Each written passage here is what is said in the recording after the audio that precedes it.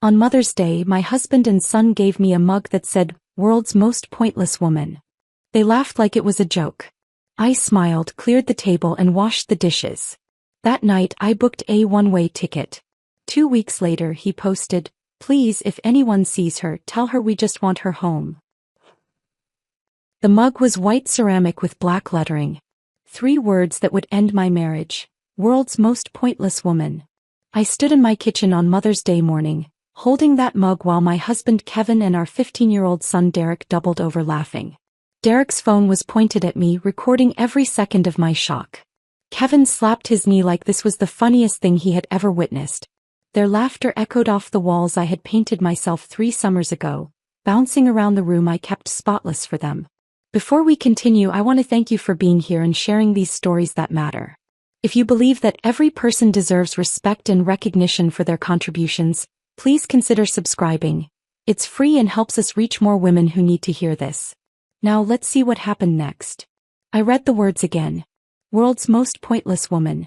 This was not a gag gift with something better hidden behind it. This was the gift. The only gift. My Mother's Day present. But let me back up. Let me tell you how I got here, standing in this kitchen with my heart cracking open while they laughed at me. I woke at 5:30 that morning, same as every morning. The alarm on my phone buzzed softly and I shut it off before it could wake Kevin. He needed his sleep for the golf game he had planned for later. I slipped out of bed quietly, my feet finding the slippers I kept on my side, and padded downstairs in the dark. The house was mine during those early hours. Quiet. Peaceful. Before the demands started, before I became what everyone needed me to be, I had this small pocket of time that belonged only to me. I used it to prepare for them. I started the coffee first. Kevin liked his strong 2 scoops per cup, ready the moment he came downstairs. I set the timer so it would finish brewing at 6:45, exactly when he usually appeared.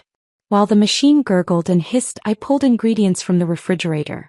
Blueberries I had bought fresh yesterday. Eggs from the carton I kept on the middle shelf. Bacon from the butcher, the thick-cut kind Derek preferred.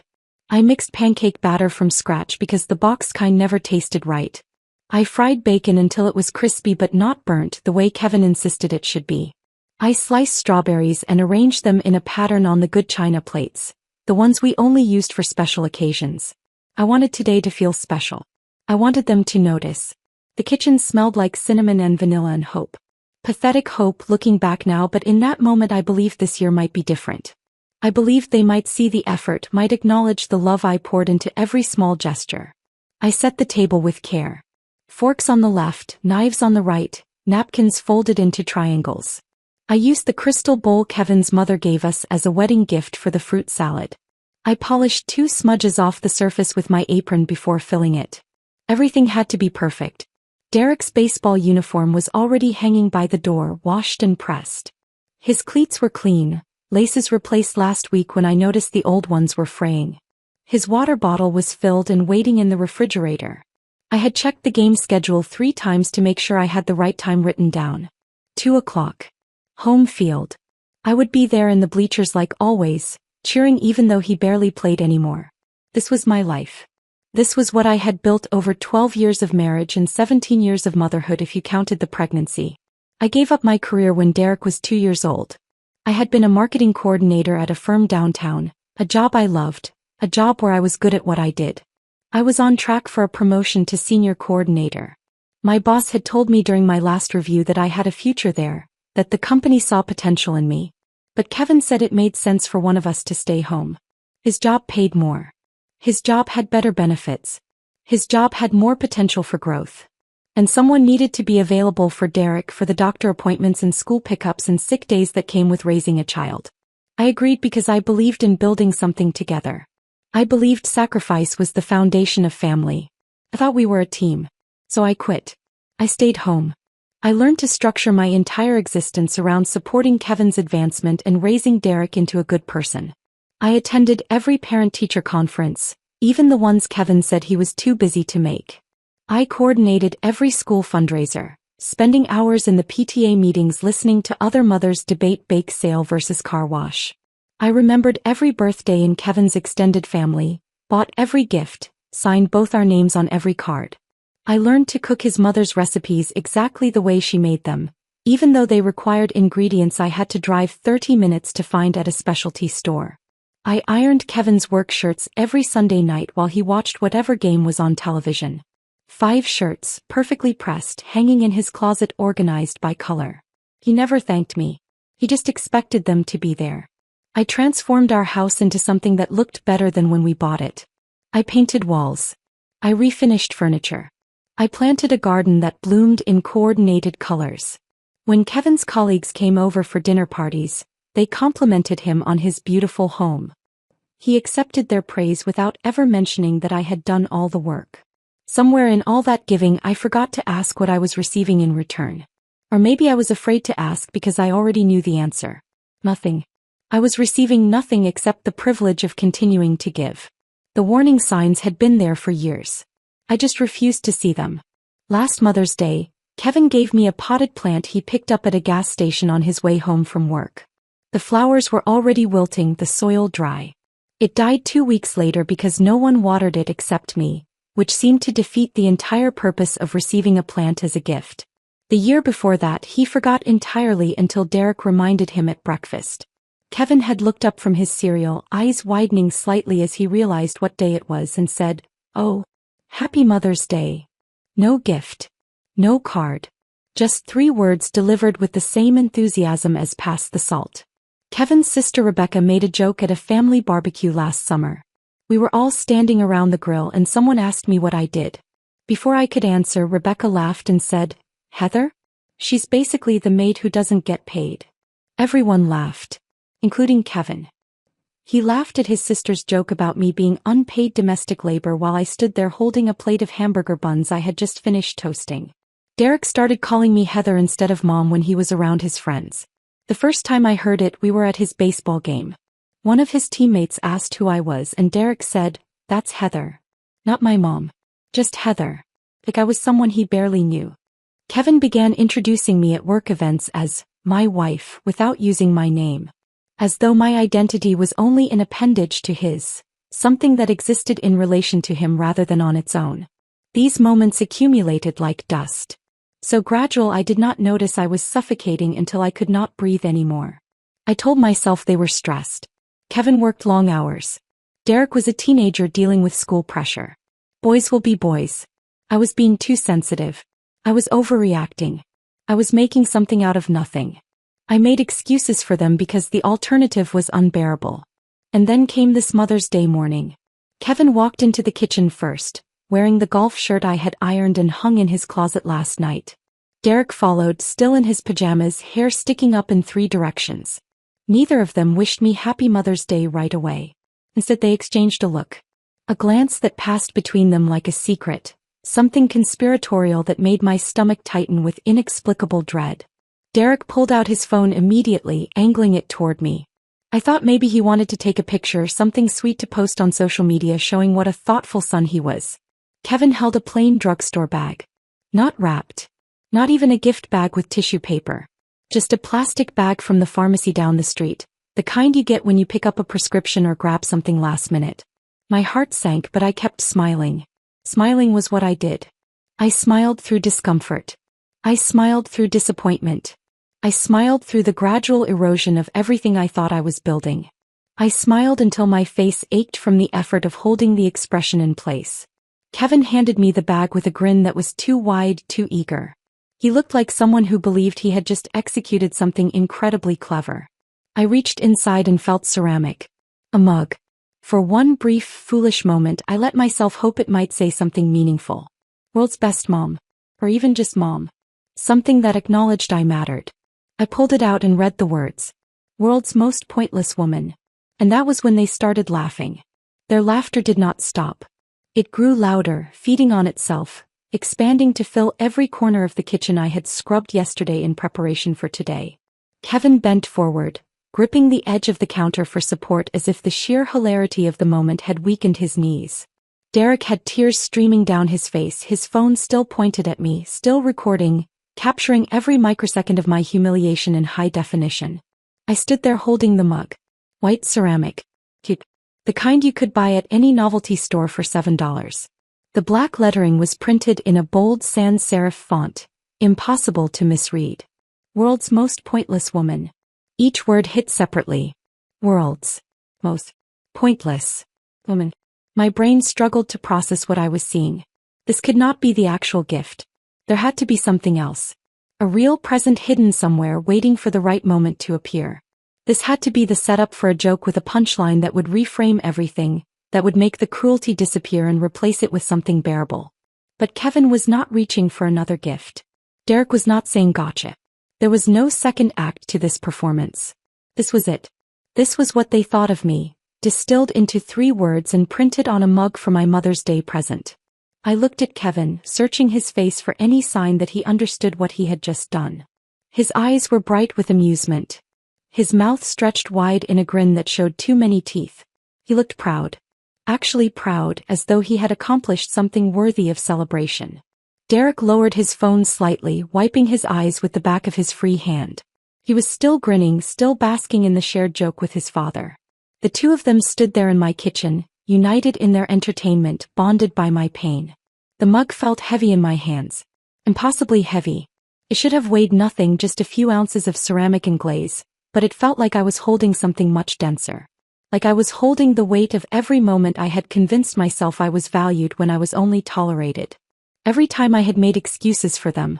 Every time I had told myself I was being too sensitive. Every sacrifice I had made believing it was building toward something. All of it was in this mug. All of it reduced to a punchline. Kevin finally stopped laughing long enough to speak. He wiped his eyes dramatically and said, "Your face. Oh man, your face was perfect. Derek, did you get that?" Derek nodded, replaying the video on his phone screen. "Got it. This is gold." Gold. My shock was gold to them. My hurt was content to be shared and laughed at by people who did not even know me. I opened my mouth to say something. I'm not sure what I intended to say. Maybe I was going to ask if they were serious. Maybe I was going to tell them this was not funny. Maybe I was going to ask why they thought this was acceptable. But before any words came out, I heard myself laugh instead. It was not a real laugh. It was a sound I made with my throat and mouth, a performance of amusement that my body produced automatically after 12 years of training. I had learned to laugh at jokes made at my expense. I had learned to be a good sport, to demonstrate that I could take it, to prove I was not one of those overly sensitive women who could not handle humor. So I laughed. A hollow, empty sound that did not reach my eyes or my chest or any part of me that was real. Kevin looked relieved. "See? He gets it. I told you she'd think it was funny." Derek nodded, putting his phone in his pocket, the video safely recorded for later use. "Yeah, Mom's cool like that. Mom's cool like that. Mom can take a joke. Mom does not mind being called pointless on the one day of the year supposedly dedicated to celebrating her." I said something self-deprecating in response. I cannot remember the exact words now. Something like, "Well, you're not wrong," or "At least it's honest." Some verbal participation in my own degradation that gave them permission to feel good about what they had done. Kevin patted my shoulder the way you would pat a dog who had just learned to sit on command. "That's my girl. Always such a good sense of humor." Then he turned away from me and sat down at the table. Derek followed, dropping into his usual chair with the casual ease of someone who had not just participated in emotional cruelty. They began eating the breakfast I had prepared. The pancakes I had made from scratch. The bacon I had cooked to the exact texture they preferred. The fruit I had arranged on the good china. They ate and talked like nothing had happened. Kevin mentioned his golf tee time was at 11, so he would need to leave by 10:30. Derek reminded him about the baseball game at 2. Kevin asked if Derek had studied enough for his finals. Derek shrugged and said probably. Neither of them thanked me for breakfast. Neither acknowledged the food, the effort, the hour I had spent preparing it all while they slept. Neither apologized for the mug. Neither asked if I was okay. I stood near the counter, still holding the mug, listening to their conversation. My mind felt strangely detached from my body. I was watching the scene from somewhere outside myself, observing this woman in an apron holding a cruel gift while her family ate and laughed and planned their day around her absence. Something inside me shifted in that moment. Not dramatically. Not with any external sign that they might have noticed. It was quieter than that. More fundamental. It was the sound of a door closing. The feeling of a decision being made without conscious thought. I was done. I set the mug down on the counter carefully. Then I began clearing the table. Kevin and Derek did not move to help. They never did. They simply leaned back in their chairs while I reached around them to gather plates and silverware. I carried everything to the sink and turned on the water.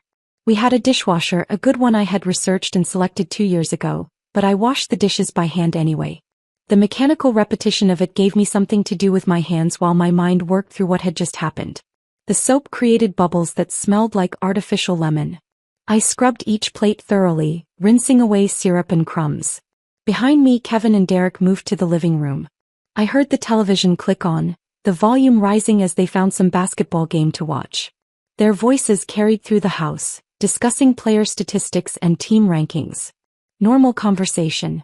Easy and comfortable, unburdened by any awareness that something had just broken irreparably in this family. I looked out the window above the sink.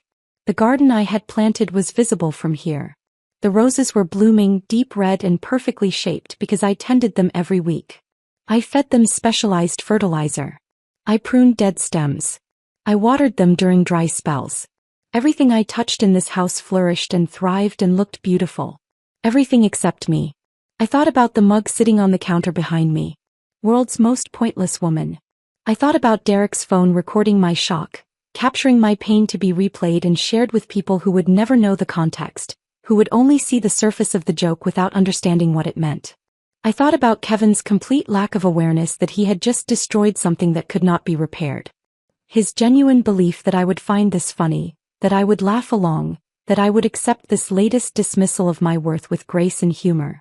He did not know he had just ended our marriage. He did not know that the woman washing dishes at this sink was already planning her departure. He did not know that his pointless wife was about to become his ex-wife. I dried my hands on the dish towel, folded it carefully and hung it on its designated hook. Then I walked past the living room where they sat watching television. Neither looked up. Neither called out to me. Neither noticed I was leaving the room. I climbed the stairs to our bedroom and closed the door behind me. I sat down at the small desk in the corner where I kept the household files and opened my laptop. The screen glowed to life, casting blue light across my face. I opened a new browser window in incognito mode and typed one phrase into the search bar. One-way flights. My hands were shaking as I scrolled through options. Not from fear. Not from doubt. From something else entirely.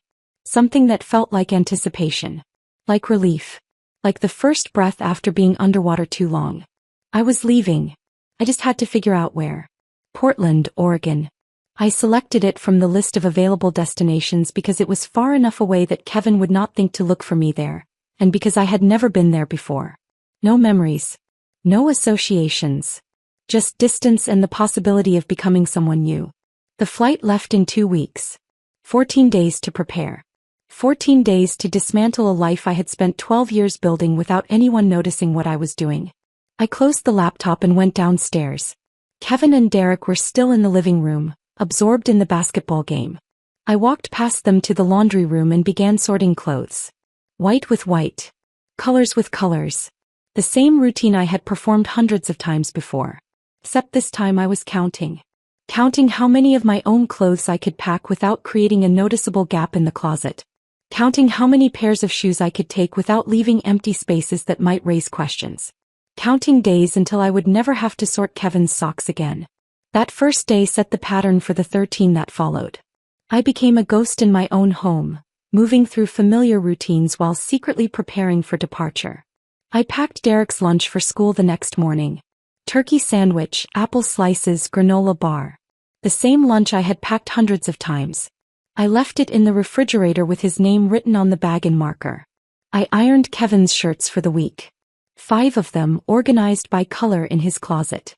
I folded his underwear and restocked his drawer with socks. I made sure his gym bag was ready for his Tuesday morning workout. Everything had to appear normal. On Tuesday evening, Kevin had a work dinner. One of those events where spouses were expected to attend, where I was supposed to smile and make pleasant conversation with people who barely remembered my name from one event to the next. I wore a navy dress and pearl earrings. I laughed at his boss Martin's joke about wives being the real bosses at home while the men around the table chuckled knowingly. Martin's wife Sandra sat across from me, sipping white wine and nodding along. She and I had attended dozens of these dinners together over the years. We had exchanged recipes and recommendations for dry cleaners. We had made small talk about our children and our gardens. But we were not friends. We were accessories to our husbands' careers, pleasant fixtures at corporate gatherings. I smiled at Sandra and asked about her daughter's college search. She talked for 10 minutes about campus visits and application essays. I nodded in the right places and asked follow-up questions that demonstrated I was listening. No one at that table had any idea I was already gone. That in less than 2 weeks I would be on a plane to a city none of them knew I had even considered. On Thursday I sat in the bleachers at Derek's baseball game. It was an away game, 40 minutes of driving to watch my son sit on the bench for 7 innings. He got to bat once in the 9th inning and struck out on 3 pitches. I clapped anyway, along with the other mothers who performed the same ritual of enthusiastic support regardless of actual performance. Carol Jenkins sat next to me as she usually did. Her son played third base. She talked about the team's chances at making regionals and asked if I was going to volunteer for the end-of-season banquet committee. I told her I would check my calendar and get back to her. I knew I would not be here for the end-of-season banquet. I would be in Portland starting a new job, living in an apartment that did not contain any memories of being called pointless. No one noticed I was already elsewhere. I had perfected this performance over years of being functionally invisible. Present but absent. Physically here but mentally somewhere else entirely. At night, after Kevin fell asleep, I transferred money from our joint account to a new account I had opened at a different bank. I kept the amount small. $50 on Monday. $75 on Wednesday. $60 on Friday. Small enough that they would not trigger any alerts, that they would blend into the normal flow of household expenses. The new account was in my name only at a bank across town that Kevin had no connection to. I had opened it on Monday afternoon, during the time I usually spent grocery shopping.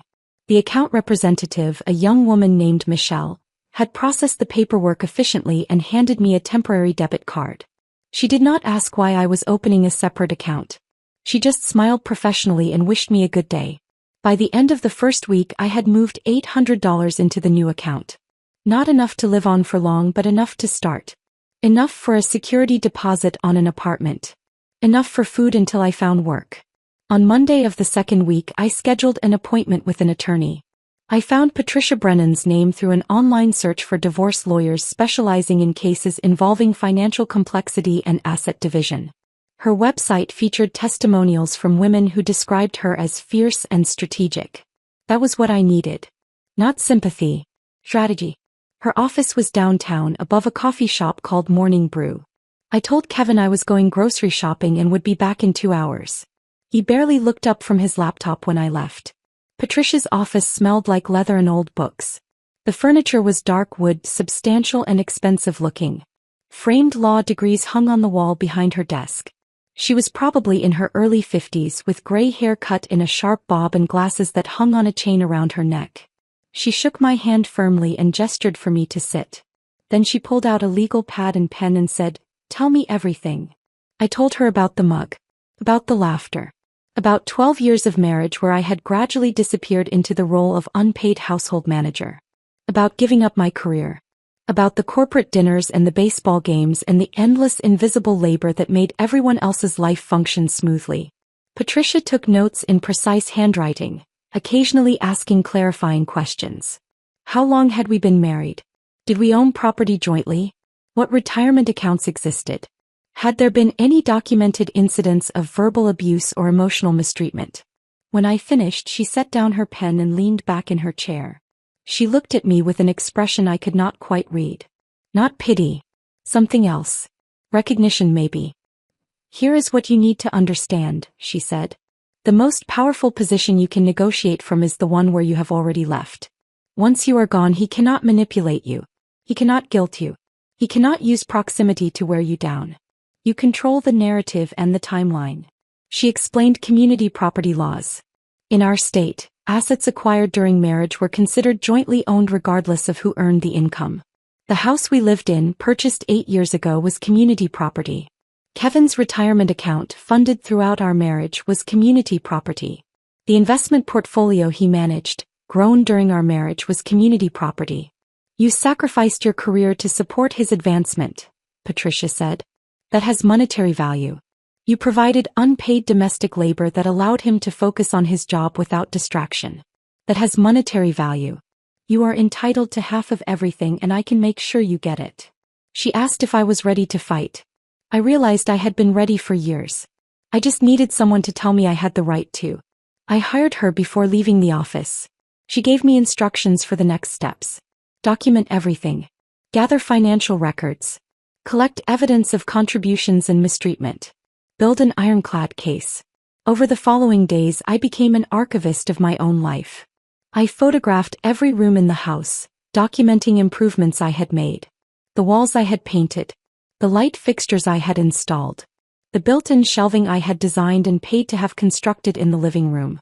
I made copies of 12 years of joint tax returns. I downloaded bank statements showing the flow of money during our marriage. I printed performance reviews from my old marketing job, evidence of the career trajectory I had abandoned. I screenshot Derek's social media posts. The ones where he tagged me as the cook, with a laughing emoji. The Instagram story where he filmed me cleaning the kitchen and captioned it "free maid service." The TikTok where he joked about me being his personal Uber driver. I saved emails Kevin had sent to colleagues. The one where he complained about me wanting to attend a work event, calling me high maintenance for expecting to be included. The one where he made a joke about wives and their expensive hobbies, even though my only hobby was maintaining the home he lived in. Each piece of evidence was another brick in the wall I was building between my old life and whatever came next. The file grew larger each day. Documentation of contributions. Proof of contempt. Evidence that I had been here, that I had mattered even if they never noticed. On the morning of my departure I woke at 5:30 as usual. I made breakfast. Pancakes again, though not the special ones from Mother's Day. Just regular pancakes from the mix in the pantry. I set out Kevin's coffee mug and Derek's orange juice. They came downstairs at their usual times. Kevin mentioned he had a regional conference that would keep him out until late. Derek reminded me he had finals this week and would be studying at his friend Marcus's house after school. Neither asked about my plans. Neither noticed I was wearing the burgundy dress Kevin had once criticized.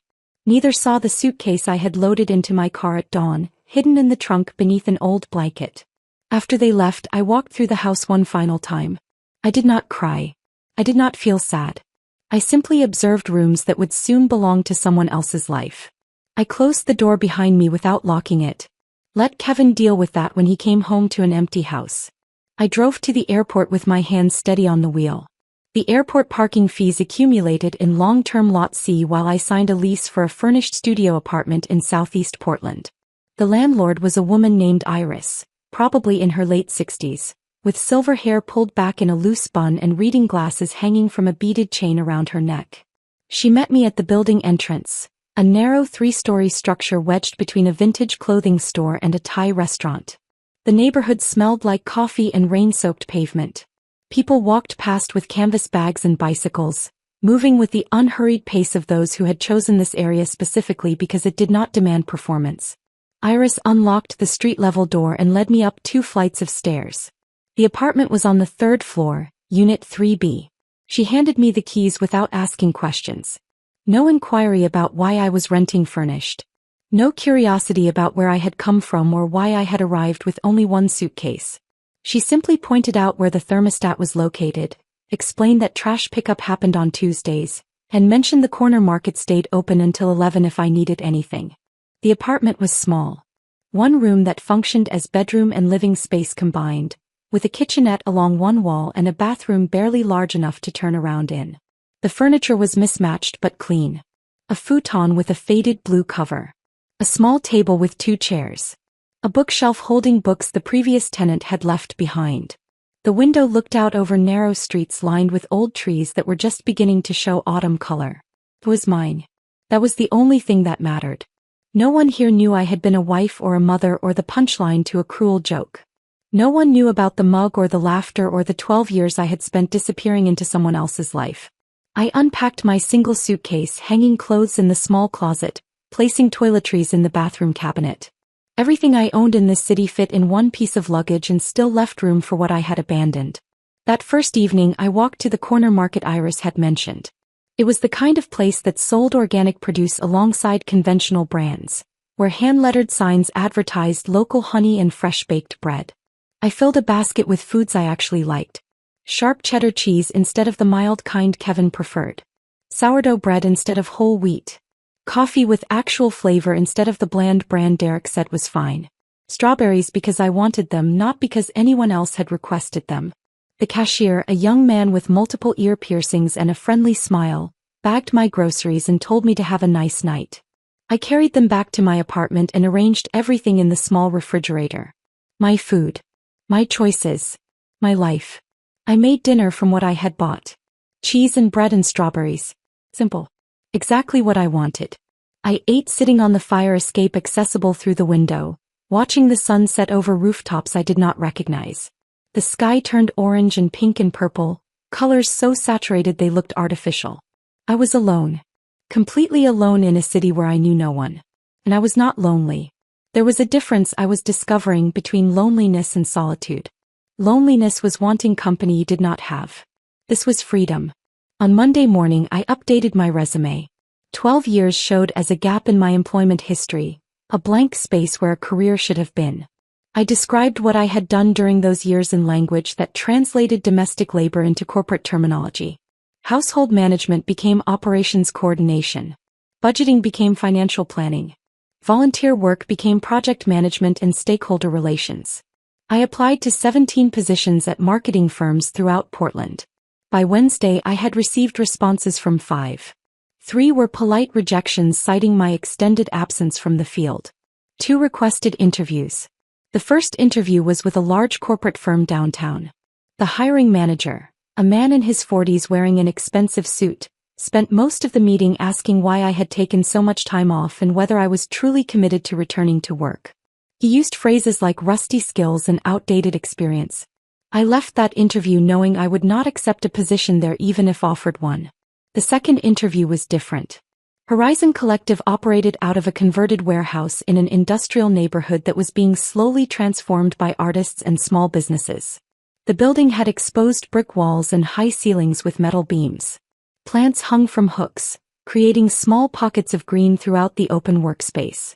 Simone Keller, the hiring manager, met me in a small conference room with a wall of windows overlooking the street. She had silver hair cut in a precise bob and wore dark-framed glasses that gave her an air of sharp intelligence. She shook my hand firmly and gestured for me to sit. She reviewed my resume in silence for a full minute, her expression neutral. When she reached the 12-year gap, she paused. I braced myself for the usual questions about commitment and relevance. Instead, she looked up and asked, "What skills did you develop during this time?" The question surprised me. Not why did you leave work, but what did you learn while you were gone? I explained project management through coordinating school fundraisers. Budget optimization through managing household finances. Stakeholder coordination through navigating relationships with teachers, coaches, extended family. Crisis management through handling everything from medical emergencies to last-minute schedule changes. Simone listened without interrupting. When I finished, she smiled. That is just parenting and household management translated into corporate language. You have been working. You just were not getting paid. She explained that Horizon Collective specialized in marketing campaigns for nonprofit organizations. The work required someone who could manage multiple projects simultaneously, communicate effectively with diverse stakeholders, and operate efficiently within tight budgets. Everything I had been doing for 12 years, just with different terminology. She offered me the position before I left the building. Marketing coordinator, handling campaigns for 3 to 5 nonprofit clients at a time. The salary was modest but livable. The benefits included health insurance and 2 weeks of paid time off. I accepted before reaching the elevator. My phone had been on silent since I left home. On Thursday evening I finally checked it. 43 text messages. 17 missed calls. 3 voicemails. The texts from Kevin followed a predictable progression. Confusion first. Where are you? When are you coming home? Then annoyance. This is really inconvenient, Heather. Derek has a game and I have work. You need to come back and handle your responsibilities. Then anger. What kind of mother abandons her family? People are asking questions and I do not know what to tell them. The messages grew more desperate as days passed. At least tell me you are okay. You are scaring Derek. But Derek had not sent any messages. Kevin was using our son as leverage, assuming guilt would drag me back to a life I had already left. On Friday morning, exactly 3 days after my departure, Patricia sent the automated email I had drafted before leaving. Brief, professional, devoid of emotion. I have left. All future communication will go through my attorney. Patricia Brennan can be reached at the following email and phone number. Kevin's response arrived within minutes. You cannot just leave. This is abandonment. I will make sure everyone knows what you did. You will regret this. I did not reply. Patricia was right. He could not manipulate what he could not reach. I established new routines that belonged entirely to me. Morning runs along the Willamette River, where the water reflected whichever mood the sky was in that day. Other runners nodded in passing, a silent acknowledgement of shared space and purpose. No one asked where I was going or when I would be back. Afternoons I worked at a cafe called Bread and Ink. The barista, a woman in her 20s with short purple hair, learned my order after 2 visits. Black coffee with 1 sugar. She started preparing it when she saw me walk through the door. This small recognition, this being seen and remembered for something as simple as how I took my coffee, felt profound. Evenings, I attended a pottery class at a community center 6 blocks from my apartment. The instructor, a patient man named Robert who had been throwing pots for 40 years, taught us to center clay on the wheel and shape it with steady hands. Most of what I made collapsed or cracked. Robert said that was part of learning. Not everything you create will be perfect, and that is acceptable. I read novels I chose for myself. Literary fiction that Kevin would have called pretentious. Mystery series Derek would have found boring. I took long baths without anyone knocking on the door asking when I would be finished. I ate dinner at 9 o'clock because I felt like it, not because family mealtime had been designated for 6:30. I discovered I genuinely enjoyed my own company. I was not the boring, pointless woman they had labeled me. I was simply a woman who had never been given space to be herself. 2 weeks into my new life in Portland, I was sitting in Bread and Ink with my laptop open, working on a campaign proposal for a homeless youth organization, when my phone buzzed with a notification I had not expected to see. Someone had tagged me in a Facebook post. I had left my account active but dormant, not posting or engaging since my departure. The notification came from Kevin's profile. My finger hovered over the screen for a moment before I opened it. The photograph was from our last family vacation, a beach trip to the Oregon coast we had taken 8 months earlier. In the image, I stood on the sand with my arm around Derek. Both of us were smiling, sunburned, wearing the relaxed expressions of people enjoying a holiday. Behind us, the ocean stretched blue and calm under a cloudless sky. I remembered that trip clearly. I had spent most of it in the rental kitchen, preparing meals while Kevin went deep-sea fishing with a charter company he had researched for weeks. Derek had complained about being bored and spent his time on his phone.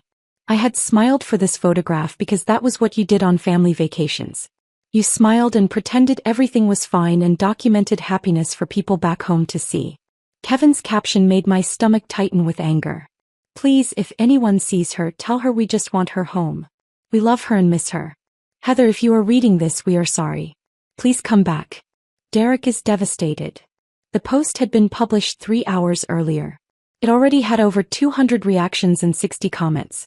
I scrolled through them slowly, reading each one. His colleague Brian from the regional office. Praying for you, man. Hope she comes home safe. Our neighbor Margaret. Oh Kevin, this is so heartbreaking. We are all thinking of you and Derek. Sandra from the work dinners. Sending strength to your family during this difficult time. The narrative Kevin had constructed was masterful in its manipulation. He was the devoted husband desperate for his wife's safe return. Derek was the traumatized son missing his mother. I was the unstable woman who had inexplicably vanished, possibly experiencing a mental health crisis that made me a danger to myself. No one questioned his version of events. No one asked why a dedicated wife and mother who had spent 12 years sacrificing everything would suddenly disappear. They simply accepted that I was the problem, that something was wrong with me, that Kevin and Derek were the victims of my irrational behavior. I closed the laptop and left the cafe. Back in my apartment, I created a fake Facebook account. I used a stock photo of a golden retriever I found online as the profile picture. I named the account Bailey Thompson, a generic name that could belong to anyone. Through this account, I could watch Kevin's performance without him knowing I was observing. The comments on his post continued to accumulate throughout the evening. Kevin's mother Patricia. Praying for your family, Kevin. Heather always seemed fragile to me. I hope she gets the help she needs. His sister Rebecca. You are so strong for handling this with grace. Derek is lucky to have you. More neighbors. More colleagues. More acquaintances from Derek's school and sports teams. Everyone expressing sympathy for Kevin. Everyone offering prayers and support. Everyone sharing the post to extend its reach further. The women from the PTA, women I had spent hundreds of hours volunteering alongside, coordinating fundraisers and organizing events, expressed shock that I could do something so selfish. Vanishing without explanation. Abandoning my family. Leaving my husband to manage everything alone. Only one person commented something different. Lisa Martinez, a woman I barely remembered from Derek's elementary school years. Her son had been in Derek's third-grade class. We had exchanged pleasant conversation a few times at school pickup but had never been close. Lisa's comment read, "Has anyone considered asking why she left?" I stared at those 8 words. Someone had asked the question no one else seemed willing to consider. Why would a woman who appeared devoted to her family suddenly leave? What had happened that no one was discussing? Lisa's comment received no likes. Within an hour, 2 people had responded to her. This is not the time for blame, Lisa. Kevin is going through enough without people questioning him. Lisa did not comment again. I screenshot everything. Kevin's post. The comments. The reactions. The narrative he was building about my instability and his victimhood. All of it documented and saved in a folder I labeled evidence. On Monday morning, exactly 1 week after Kevin's Facebook post, Patricia Brennan filed divorce papers on my behalf. She had prepared them meticulously over the previous days, incorporating everything I had provided during our consultations. The petition requested a temporary restraining order preventing Kevin from contacting me directly. All communication would go through Patricia. The filing included a comprehensive accounting of marital assets. The house purchased 8 years ago, currently valued at $420,000 with $200,000 remaining on the mortgage. Kevin's retirement account through his employer, containing approximately $180,000. An investment portfolio managed by his financial advisor, valued at $95,000. His pension, which would mature in 12 more years. The paperwork itemized my contributions in language that translated unpaid labor into monetary value. 12 years of household management, childcare, meal preparation, home maintenance, social coordination. Patricia had calculated what I would have earned had I continued my marketing career with normal advancement. Promotions every 3 to 4 years. Salary increases matching industry standards. The number was staggering when accumulated over 12 years. The filing included a statement explaining why I had left. Ongoing emotional mistreatment and disrespect, culminating in the Mother's Day incident where I received a mug labeling me as pointless while my husband and son laughed and recorded my humiliation for social media distribution. Patricia arranged for the papers to be served to Kevin at his office. She selected timing deliberately. Wednesday afternoon, during a meeting with his regional manager and 2 colleagues. The process server entered the conference room, asked for Kevin Caldwell by name, and handed him the envelope in front of everyone. Maximum impact. Maximum humiliation. I felt no guilt about the public nature of the service. Only satisfaction that he would experience a fraction of what I had felt standing in that kitchen holding the mug. That evening I made a decision. I reactivated my own Facebook account, dormant since my departure. My profile photo was outdated, showing a version of myself from 3 years ago at a company picnic, smiling in a way that no longer resembled how I looked or felt. I had taken a photograph of the mug before leaving. A simple image with the mug centered against a white background, the black lettering clearly legible. World's most pointless woman. I uploaded this photograph and wrote a caption. On Mother's Day, my husband and son gave me this mug. They laughed like it was a joke. I smiled, cleared the table and washed the dishes. That night I booked a one-way ticket. To everyone asking where I went somewhere I am not pointless. I did not tag Kevin. I did not tag Derek. I did not name them or provide additional context. I simply stated facts and let the image speak for itself. I posted it at 9:30 on Wednesday evening and closed the laptop. I did not watch for reactions. I took a bath, read 3 chapters of the novel on my nightstand and went to sleep. By morning the post had been shared 500 times. By noon 3,000 times. My phone, which I had silenced, showed 147 notifications when I finally checked it. Messages from women I had not spoken to in decades. College friends. Former coworkers. Distant relatives. I always knew something was wrong. You were too good for him. Thank you for sharing this. My ex did similar things. The comments on my post overflowed with support and recognition. Women sharing their own stories of being diminished, of being treated as functionaries rather than partners, of being expected to laugh at their own devaluation. More significantly, the narrative around Kevin's post shifted dramatically. People began commenting with questions. Why had he given his wife such a cruel gift? What kind of husband treats the mother of his child with such disrespect? The sympathetic reactions turned skeptical. The prayers turned to criticism. Several women who had attended those corporate dinners with their own husbands sent private messages. Sandra, who had sat across from me at the table making small talk, wrote, "I always sensed something was off in how he spoke to you. I am sorry I never said anything." Kevin's Facebook post was suddenly recontextualized. Not as the plea of a desperate husband, but as the manipulation of a man trying to control a narrative that was slipping away from him. I watched it unfold through my fake Bailey Thompson account, documenting everything with screenshots. The shift in public opinion. The questions people were finally asking. The recognition that maybe, just maybe, the devoted wife had not left without reason. Kevin attempted damage control that evening. He posted a lengthy statement claiming the mug had been a joke taken out of context, that he had never intended to hurt me, that he loved me and wanted to work on our marriage. The post was carefully worded, likely reviewed by someone with communications experience, but it rang false. The comments section became a battlefield. Some people defended him. Most did not. The conversation had changed and he could not change it back. I closed the laptop and looked out my apartment window at the Portland evenings settling over unfamiliar streets. The public narrative was no longer his to control. The private truth was finally becoming visible. 3 days after my post went viral, Kevin published his response.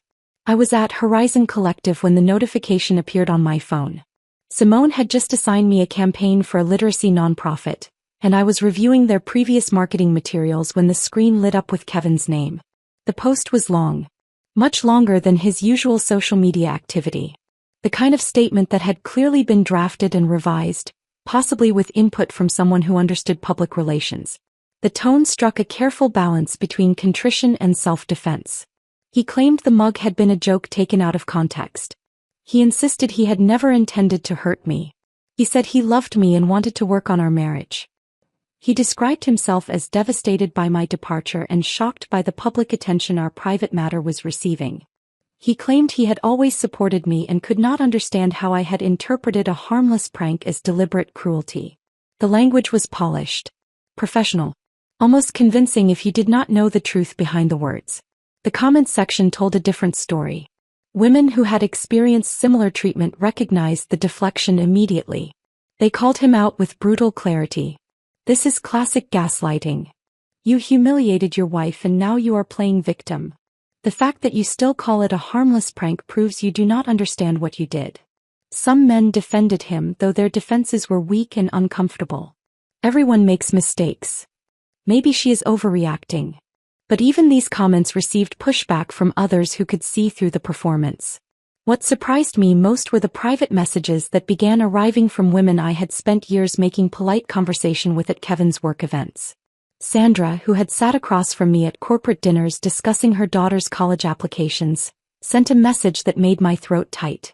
"I always thought he was dismissive of you. The way he talked over you at dinners made me uncomfortable, but I never said anything. I'm sorry for that. I am glad you got out." 3 other wives from Kevin's company sent similar messages. They had all noticed. They had all felt uncomfortable. They had all stayed silent because it was not their place to intervene in someone else's marriage. Kevin's carefully constructed image was crumbling in real time. The comments on his posts dwindled. His friends stopped engaging with his content. According to one of the wives who messaged me, his boss had quietly removed him from a high-visibility project that would have positioned him for promotion. The public scrutiny was affecting his professional reputation in ways he had not anticipated. He was becoming invisible. Exactly what I had been for 12 years. 4 days after Kevin's failed damage control attempt, I received an email from Derek. The message appeared in my inbox late on a Thursday evening while I was working on the literacy campaign at my kitchen table. The email was formal in a way that felt unnatural for a 15-year-old. The sentences were carefully constructed, the tone measured and controlled. I could tell Kevin had reviewed it before Derek sent it. "Mom, I do not understand why you left. I miss you. Can we talk?" The message was short. Only 3 sentences. But I could read the layers beneath the words. The confusion was genuine. Derek was 15, old enough to recognize cruelty when he saw it but young enough to still believe his father's narrative about jokes and overreactions and wives who could not take harmless pranks. I sat with the email for an hour before responding. I wrote and deleted 3 different versions before settling on something that balanced firmness with compassion. "Derek, I love you, but I need space to rebuild my life. What happened on Mother's Day was not a joke. Filming someone's humiliation and posting it online is not how you treat people you respect. When you are ready to have an honest conversation about that, I am here." I did not hear back immediately. The silence stretched for 3 days. I returned to my routines, working at Horizon Collective during the day, attending pottery class in the evenings, running along the river each morning before the city fully woke. Then on Sunday afternoon a second email arrived. Shorter this time. The formality was gone, replaced by something that sounded more like Derek's actual voice. "You are right. I am sorry. Dad is really angry about the divorce. Can I visit you?" I replied within minutes, providing my address and listing the weekends when I was available. The door was open. He just had to choose to walk through it. The preliminary divorce hearing was scheduled for a Wednesday morning in late October. Patricia had prepared me for what to expect. A sterile courtroom. A judge who had heard hundreds of similar cases.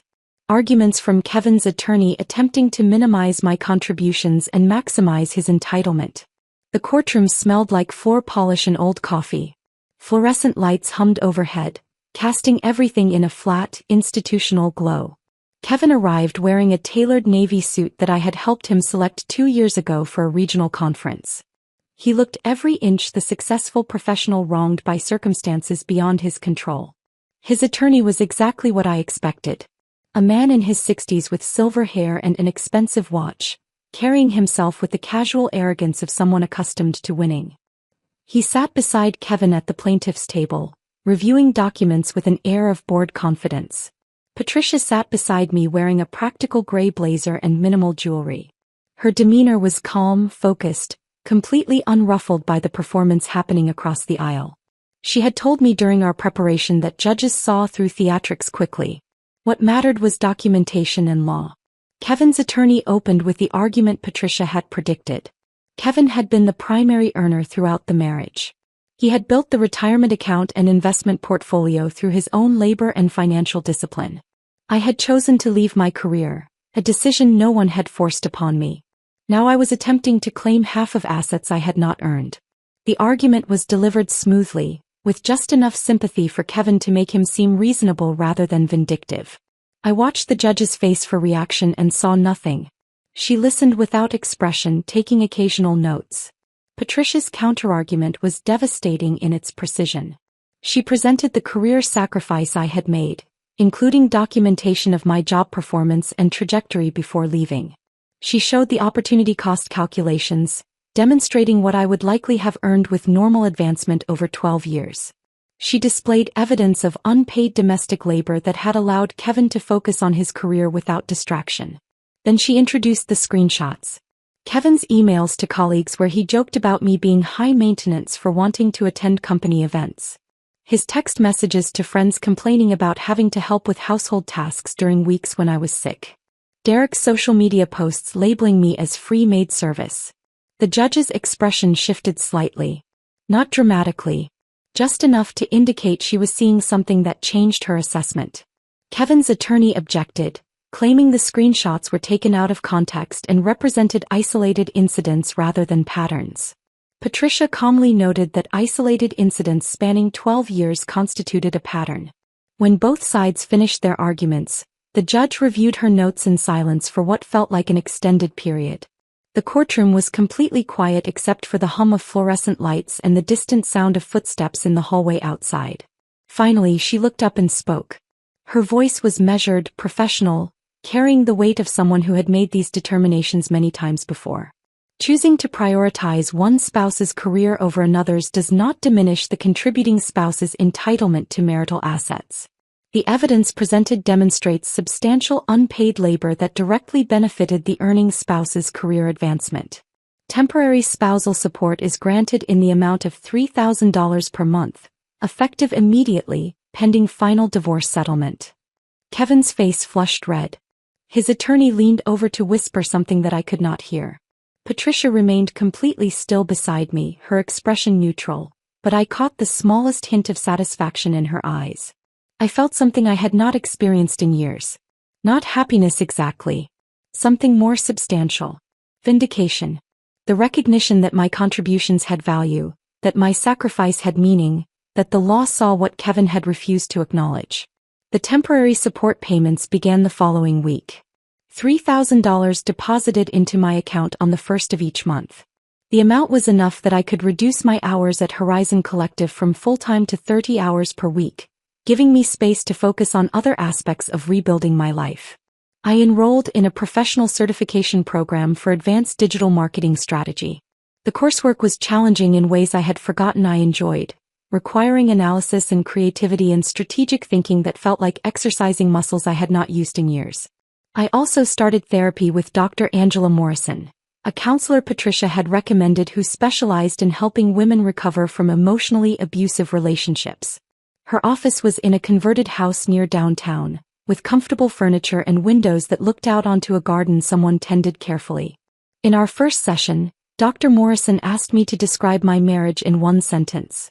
I thought for a moment and said, I spent 12 years making myself smaller so someone else could feel bigger.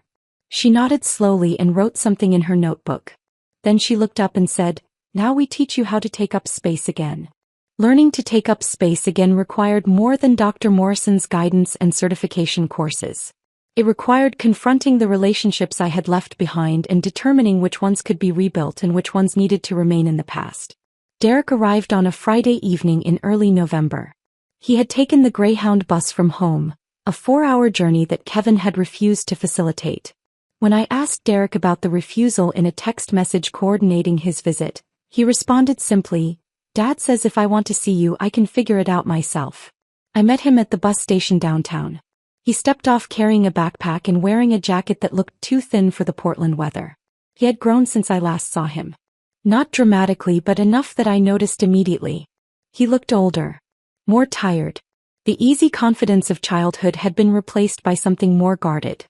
We walked to a restaurant 3 blocks from my apartment, a place called the Brass Tap that served burgers and had booths with high backs that created privacy. We sat across from each other and for the first 15 minutes, neither of us addressed anything of substance. Derek told me about his classes. I asked about the baseball season. He mentioned a friend who had moved to California. I described my new job without going into detail about why I had needed a new job in the first place. The conversation felt performative, both of us circling around what actually needed to be discussed. Then Derek set down his burger, wiped his hands on a napkin and looked at me directly. Dad is really angry, he said. He says you are trying to destroy him. I met his eyes and kept my voice level. I am not trying to destroy anyone. I am protecting myself from being destroyed. Derek looked down at his plate, picking at his fries without eating them. He says you are taking everything. The house, his retirement money, all of it. He had to move into a smaller place because of the divorce settlement. I had anticipated this conversation. Patricia had warned me that Kevin would use Derek as a messenger, would present himself as the victim of an unfair system designed to punish men. I chose my words carefully. Derek, the settlement was determined by a judge based on state law. Assets accumulated during a marriage are considered jointly owned, regardless of who earned the income. I gave up my career to support your father's advancement and to be available for you. That sacrifice has value. I am not taking anything that is not legally mine. He continued picking at his fries. He makes it sound like you just left because you were bored or something. Like you got tired of being a mom and decided to start over. Is that what you think? Derek hesitated. I do not know what to think. You were just gone. One day you were there making breakfast like always, and the next day you were gone and Dad was freaking out and everyone at school was asking if I was okay. I leaned forward slightly, keeping my hands visible on the table. Can I ask you something honestly? Do you remember what you and your father gave me for Mother's Day? His expression shifted. Discomfort crossed his face. The mug. Do you remember what it said? He nodded slowly. World's most pointless woman. Did you think that was funny at the time? Derek looked away, staring at something over my shoulder. Dad said you would think it was funny. He said you always had a good sense of humor about stuff like that. Did I look like I thought it was funny? He was quiet for a long moment. When he spoke again, his voice was quieter. No. You looked hurt. But then you laughed, so I thought maybe it was okay. I laughed because that is what I had trained myself to do. I laughed because I had spent 12 years being the person who could take a joke, who did not make things uncomfortable, who smiled through being treated like I did not matter. But it was not okay, Derek. And filming my reaction and planning to post it online was not okay either. Derek's face flushed. I did not post it. I was going to, but then you left and it seemed weird to post it after that. Why were you going to post it in the first place? He shifted uncomfortably. I do not know. Dad thought it would be funny. Like showing that our family could joke around with each other. At my expense. I guess. I did not think about it like that then. I took a breath and chose my next words carefully. Derek, I need you to understand something. I did not leave because I was bored or tired of being a mother. I left because staying was destroying who I was as a person. I had made myself so small, had given up so much of myself, that I barely existed anymore except as someone who served other people's needs. The mug was not the cause. It was just the final piece of evidence that showed me how little I was valued. Derek met my eyes again. Was it really that bad? Living with us. I did not sugarcoat it. Yes. It was. We sat in silence for several seconds. The restaurant noise continued around us, other conversations and laughter from other tables, but our booth felt isolated from all of it. I am sorry, Derek said finally. I never thought about it that way. I just thought that was how things were. Dad worked and you did everything else. I did not think about whether it was fair. You were a child. It was not your responsibility to think about whether your parents' marriage was equitable. But you are not a child anymore. You are 15. Old enough to recognize when someone is being treated poorly, even if that person is your mother. He nodded slowly. Dad talks about you differently now. Like you are the enemy or something. It is weird. How do you feel about it? I do not know. Confused, I guess. I miss how things used to be, but I am also starting to understand why you could not stay. He paused, then added, Can I visit again? Like regularly? Yes. Anytime you want. The door is always open. We talked for 3 more hours. Derek asked about my job, my apartment, what Portland was like. I asked about his plans for college, whether he was still playing baseball, how he was handling his father's anger. The conversation was not perfect. There were awkward pauses and moments of discomfort. But it was honest in a way our previous relationship had never been. 6 months after my departure, the divorce was finalized. I returned to the same courthouse, the same sterile room with fluorescent lighting and the smell of floor polish. Patricia sat beside me. Kevin sat across the aisle with his attorney, both of them wearing expressions of barely concealed frustration.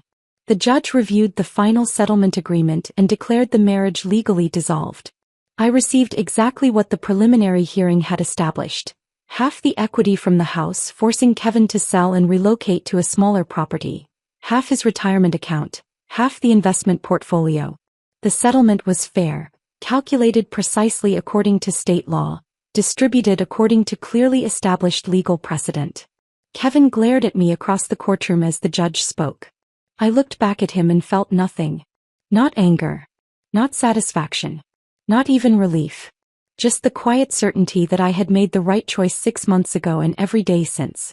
Outside the courthouse, Patricia shook my hand. You did it. You got out and you survived. I corrected her gently. I did more than survive. I rebuilt. She smiled. Yes. You did. As I walked to my car, I made a decision I had been considering for weeks.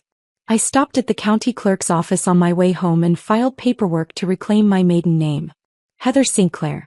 The name I had been born with, the name that belonged to me before I had merged my identity with someone else's. The woman who had been Heather Caldwell no longer existed. She had died the day she stood in a kitchen holding a mug that called her pointless and decided she was finished accepting that assessment. Writing the memoir was harder than I had anticipated. Not because I lacked material, but because revisiting those 12 years required acknowledging how much of myself I had systematically given away. How many preferences I had forgotten. How many dreams I had abandoned. How completely I had lost my own voice. I wrote in the evenings after work, sitting at my small kitchen table with coffee that went cold while I typed. I wrote about the Mother's Day mug, but also about the thousand smaller cruelties that had preceded it. The dismissive comments. The forgotten anniversaries.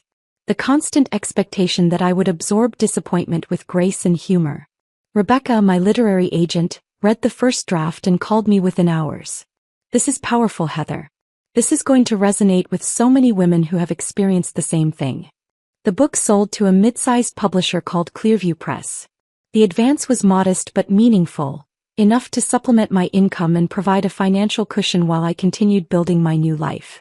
Choosing a title took weeks of deliberation. Rebecca suggested several options that felt too abstract or too victimized. Finally, I proposed something simple and direct. World's Most Pointless Woman. How I Left and Found My Purpose. The cover featured a photograph of hands releasing a ceramic mug, the moment of letting go frozen in time. The book cover arrived 3 months before publication, shipped in a protective cardboard mailer that I opened carefully at my kitchen table. The image was exactly as I had envisioned it during conversations with the design team. Hands releasing a white ceramic mug, captured mid-fall against a neutral background. The title stretched across the top in bold lettering. My name, Heather Sinclair, appeared at the bottom. I held the mock-up and felt something shift inside me. This was real.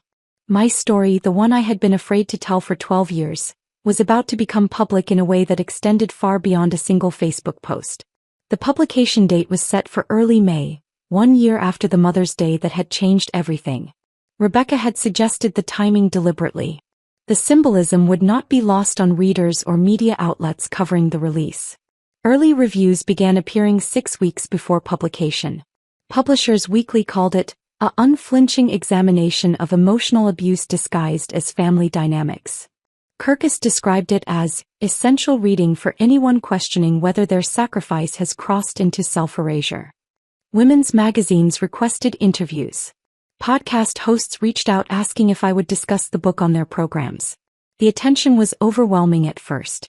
I was accustomed to working behind the scenes at Horizon Collective, creating campaigns for organizations rather than being the subject of public interest myself. But Rebecca coached me through media training, teaching me how to speak about painful experiences without becoming consumed by them again. My professional life had transformed in parallel with my personal one. Simone promoted me to senior strategist 8 months after I joined Horizon Collective. The role came with increased responsibility for client relationships and campaign development, along with a salary that exceeded what I had earned at my previous marketing position before leaving the workforce. More significantly, it exceeded what Kevin currently earned in his regional sales position. I knew this because Derek had mentioned it during one of his weekend visits, not with malice but as simple fact. His father had complained about money frequently since the divorce settlement, apparently not understanding that court-ordered asset division was not negotiable based on his feelings about fairness. The promotion allowed me to lead campaigns that felt meaningful in ways my previous work never had. I developed fundraising strategies for a homeless youth organization that exceeded their annual goal by 40%. I created awareness campaigns for a food bank that resulted in 3 new corporate partnerships. I worked with a domestic violence prevention nonprofit on messaging that reached communities previously underserved by their programs. My colleagues sought my input on major decisions. They valued my perspective and incorporated my ideas into their own work. When questions arose about target audiences or messaging strategies, people came to my office to ask what I thought. Being seen as competent, being recognized for contributions, being valued for expertise rather than tolerated as infrastructure. These experiences felt revelatory even though they should have been ordinary. Conference invitations arrived regularly. Organizations focused on women's professional development wanted me to speak on panels about career re-entry after caregiving gaps. I traveled to Seattle, San Francisco, Denver, speaking to audiences of women who had made similar sacrifices and were considering similar returns. After each presentation, women approached me with their own stories. They had left careers for family obligations. They had disappeared into supporting roles. They had absorbed disrespect so gradually they had not recognized it was happening until they could barely breathe under its weight. Many were still living in those situations, trying to determine if leaving was possible or wise or worth the disruption it would cause. I responded to every message that came through my website or social media.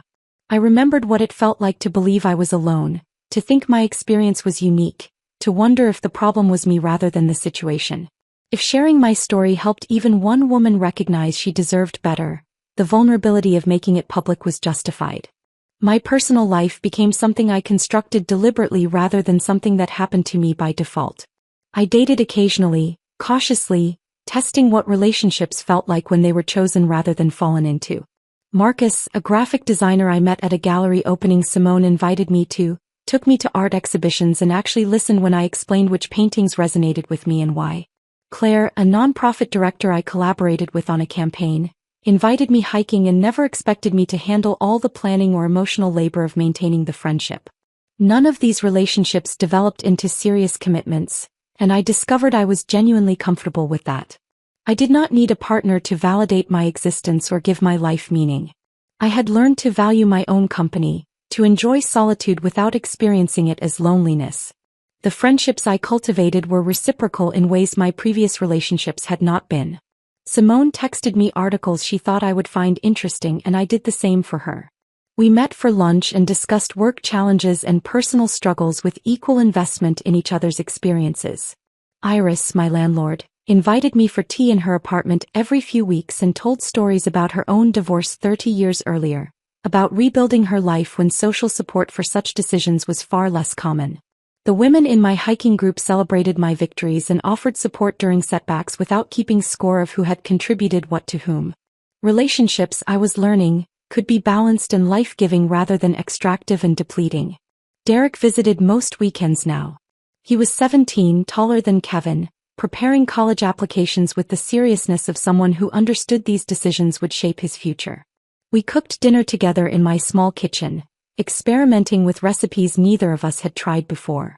He asked questions about my work, my memoir, the speaking engagements that were beginning to fill my calendar. He told me about Sophie, his girlfriend of 6 months. She was a year ahead of him in school, planning to study environmental science at Oregon State. Derek described her as kind and smart and unwilling to tolerate disrespect from anyone, including him. I liked her immediately without having met her. He also told me with careful neutrality that Kevin had been dating someone new. A woman named Jennifer who was 32, a full decade younger than me. Derek described her as nice but already showing signs of exhaustion from trying to meet Kevin's expectations while maintaining her own career as a dental hygienist. "I do not want to become like Dad," Derek said one evening while we were washing dishes after dinner. "I do not want to make someone feel the way he made you feel." I dried a plate carefully before responding. Awareness is the first step. Growth comes from choosing differently every single day, especially when choosing differently is uncomfortable or requires more effort. We had difficult conversations during these visits. About the mug and the laughter and his role in documenting my humiliation. About the years when he had treated me as infrastructure rather than as a person. About the assumptions he had made regarding how marriages functioned and how parents should be treated. Derek owned his mistakes without deflecting responsibility onto his youth or his father's influence. He was becoming a better man than Kevin had ever been. That realization brought me more satisfaction than any divorce settlement or book contract ever could. The original mug still sat on a shelf in my living room, positioned where visitors could see it clearly. When people asked about the inscription, I told the story without shame or bitterness. Some were horrified that anyone would give such a gift. Others nodded in recognition, seeing their own experiences reflected in mine. The mug was no longer a symbol of my worthlessness. It had become a testament to transformation, tangible proof that we can take the worst things done to us and convert them into fuel for becoming something better. My memoir would release in 6 weeks. Early reviews were strong. A film production company had expressed serious interest in adaptation rights. I had been invited to speak at a women's leadership conference in Chicago attended by over 2,000 people annually. None of this had been part of any plan because I had not had a plan when I left. I had only known I could not stay. The revenge I had taken was not dramatic or violent. It was simply refusing to participate in my own diminishment. It was building a life so undeniably fulfilling that everyone who had accepted Kevin's narrative was forced to reconsider their assumptions. I had proven that the pointless woman was never pointless. She had just been waiting for permission to demonstrate her worth. I gave myself that permission.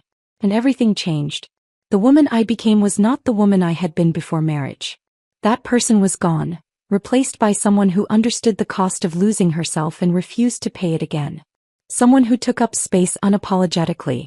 Someone who knew her value did not depend on anyone else's recognition of it. I was Heather Sinclair. Not someone's wife. Not someone's mother, though Derek would always be my son. Just myself. Finally, completely, unapologetically myself. And that was more than enough. If this story of silent departure and powerful transformation kept you captivated until the very end, show your support by hitting that like button right now. My favorite part was when Heather posted that photograph of the mug with those simple, devastating words that shifted the entire public narrative. What was your favorite moment? Share it in the comments below. Don't miss more compelling stories of courage and reinvention like this one. Subscribe and hit that notification bell so you never miss an upload.